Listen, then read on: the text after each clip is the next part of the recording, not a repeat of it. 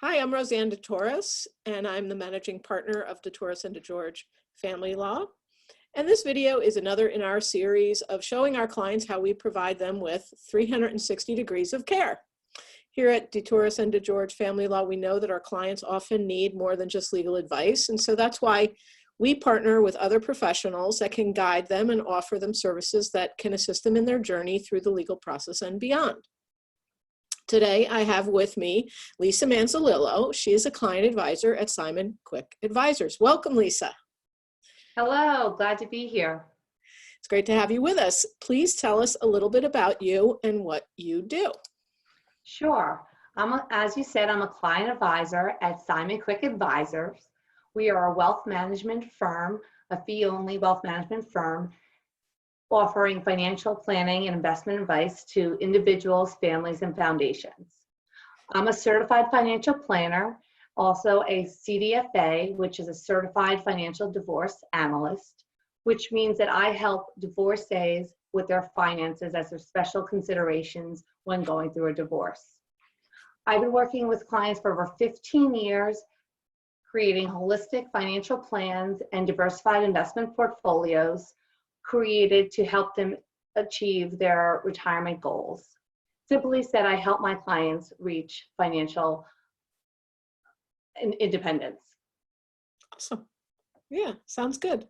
So I know that you wrote a blog for our website, and I appreciate that very much. So I'd like to ask you, why would working with a financial advisor help someone that's going through a divorce?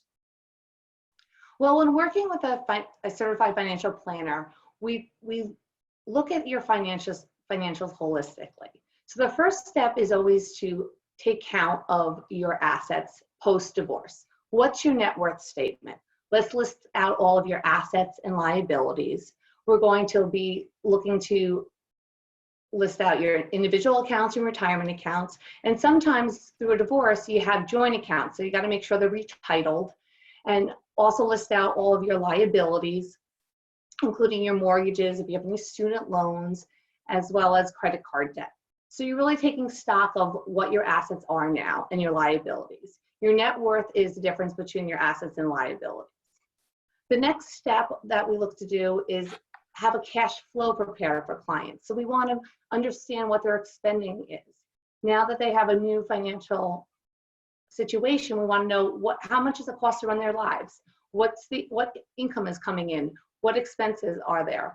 And how are we going to reduce expenses if needed, and come up with a plan to make sure that they're in good standing given everything that's changed. And so understanding what people have in terms of what they're going to end up with in this divorce and what their spending plan is part of the key components of helping them to achieve financial independence or their retirement goals. Yes, because without knowing what assets you have to work with and what you're spending, we can't make a projection. With that information, we're also able to determine if they're on the right track to reach their financial goals. Projections can be short-term or long-term. So we may start with just looking to see the next 5 years, or depending on how long retirement is, what can we do to get you on track if you're not on track for retirement? Does that mean saving more each year through your retirement accounts? Or does that mean spending less? So we try to figure out what we can do to improve their financial situation. And does your holistic approach also include an evaluation of their current insurances and their insurance gaps?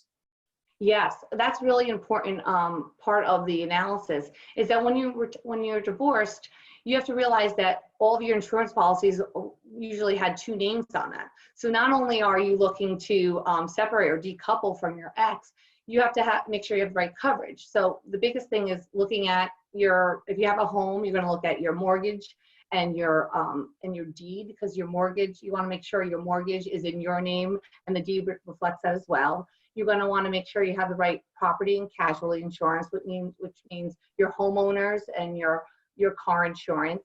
A big thing is you have to notify your car insurance that you are divorced, because if you don't and they catch you, they could void the policy since your divorce settlement. So that's very important. Right. In addition, you got to think about life insurance. Do you have enough coverage now that you're divorced? Maybe you didn't have coverage when you were married. So these are all the considerations we start thinking about. And in addition to that, insurance, life insurance, you got to see who is the beneficiaries. You don't want to have your ex on as a beneficiary on these policies. So there's a lot to be covered in this area. Another big thing is I always recommend to have umbrella policy. Some clients don't have that, this is a time that I bring this up. What is an umbrella policy for those that don't know? It's an insurance policy that overlaps your auto and your home insurance to give you extra coverage. We're in a very litigious society, and sometimes you need that extra coverage if you had an event that happened, whether you hurt someone in a car accident or someone got hurt at your home. Awesome. So it's like excess insurance.